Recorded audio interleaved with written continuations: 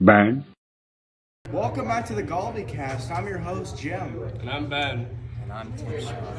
And I'm Mr. Entonces. We saw a lot of good NBA playoff games this weekend. You want to get into that one, Jim? Yeah, no, we saw a great one out in Atlanta. Let's get right into it.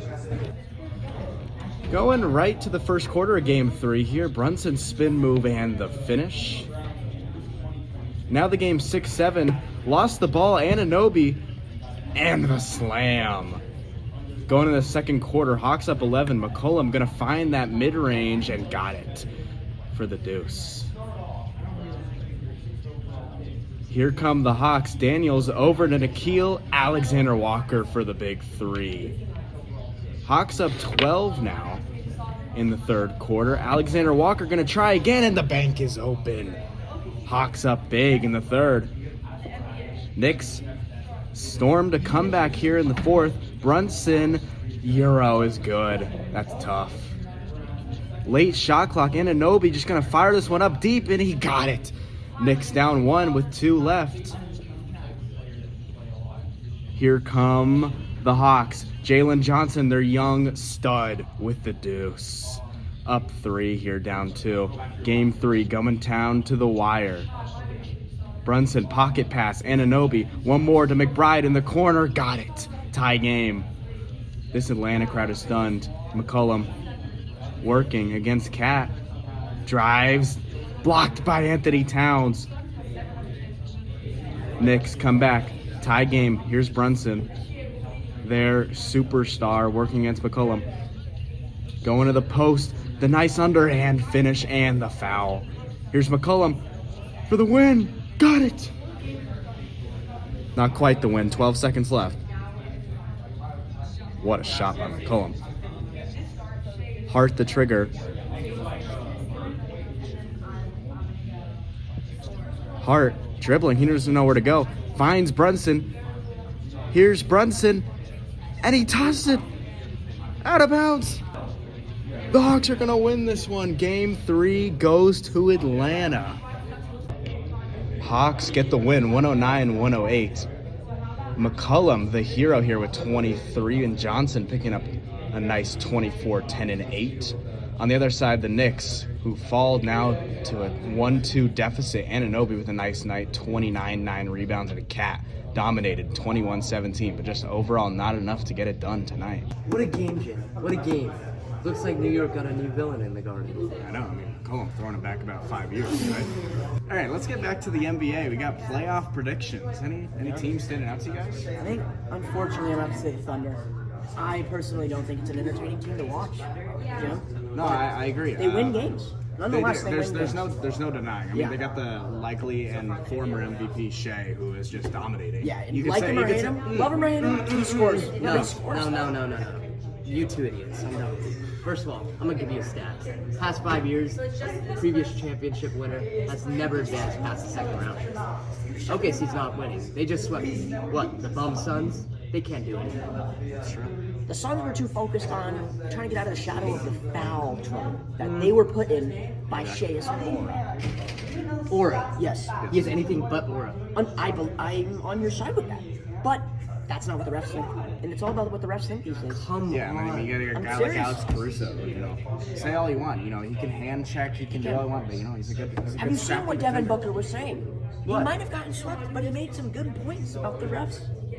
Yeah. And it has to be called into question. I mean, at a It certain does, point, it does. you I'm gotta not a fan question the refs. of challenging the integrity of the game, but at some point, when are we going to put this down and say, I've had Where enough? do we draw this line? When are we going to say we've had enough? No. Let me tell you something. If Steph Curry had Shea's whistle, he'd be averaging 50. Yeah, but he doesn't because the refs don't mess with stuff like that. Yeah, I know. Sad. I mean, sad league we live in now. It is. I mean, more in the East. How about the Celtics? I mean, they're looking good. They're Bumps to looking that, really bumps to good. that, They're bumps to that. looking really Jalen good. Brown won MVP. Yeah. He's looking really good. Not In the sure absence of about that. Jalen Tatum, Tatum's starting to heat up. If he gets going, they could be a I mean, he came back from that Achilles tear and turned into baby Jokic. how did he come back so fast? I don't know. It's impressive. He must have socialized his Achilles. Guys of older. That wasn't the only big sports news of the day. The NFL draft was on the other day, and we have Mr. Theodore to talk about one of Oregon's own. Yes. We got to talk about Dylan Thieneman a little bit here. He got drafted by the Bears with the 24th overall pick in the draft. Looking to help the Bears defense. Trying to make a deeper run into the playoffs this year. The Bears drafting with the 24th overall pick in this draft, getting an Oregon Duck with Dylan Thieneman. This is a kid who describes himself as a true professional, a film junkie, some would say. He's an instinctive leader. He was the captain of this Oregon team. Bears are a team who allowed 25 points a game, which ranked 23rd amongst the NFL, and a defensive overall rating of 24th. That's a bottom tier defense. When you look at how much more points it makes Caleb Williams and the offense have to score. I think Dylan Thieneman's work ethic and leadership skills are going to help the Bears get over the hump and make a deeper playoff push this year. Thanks, Theo. I learned a little more today about Thieneman. Yeah, you guys should be optimistic about the Bears this season. You got something to say about the Browns there, Ben? Yes, I do. Heading into this year's draft, the Cleveland Browns were in desperate need of an offensive tackle, multiple wide receivers, and a safety. And what did they draft? Exactly that. With their 2 first-round picks, they took Spencer Fano, an offensive tackle out of Utah, and a wide receiver from Texas A&M, and Casey Concepcion. They added another receiver and a safety with their 2 second-round picks in Denzel Boston and Emmanuel McNeil Warren. Fano and Concepcion could very well end up being the guys who fill out the Browns' holes in their offensive roster. And with rising rookies like Winshawn Judkins, Carson Schwessinger, and Harold Fannin Jr., the Browns' core is looking young, healthy, and ready to make a statement heading into this year's NFL season. What do you guys think? I mean, yeah, it can't be denied. The Browns did have a great draft, but to say anyone other than the Raiders won the draft would be just incorrect. What do you have something to say about that? No, because that is blasphemous. The Raiders are a team who did not need a quarterback, in my opinion. They didn't need a quarterback. Yes, they have Kirk Cousins. You're saying Kirk Cousins is the guy. I mean, Kirk Cousins is a valuable piece to this offense, but you can't be denied. Mendoza's the quarterback of the future here. I'm not sure there. I'm not sure. You don't draft a guy at number 1 if he's not going to be the quarterback. Well, yeah, he's going to start, but he's not going to be any good, Jim.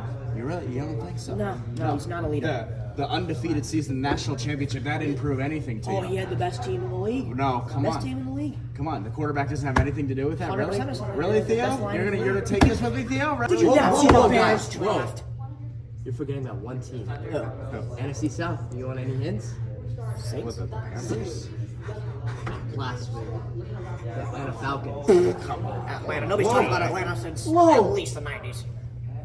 They signed Tua for $1 million in the offseason. That's Vet like minimum? signing Kirk. No, they're paying him $200 million damn near.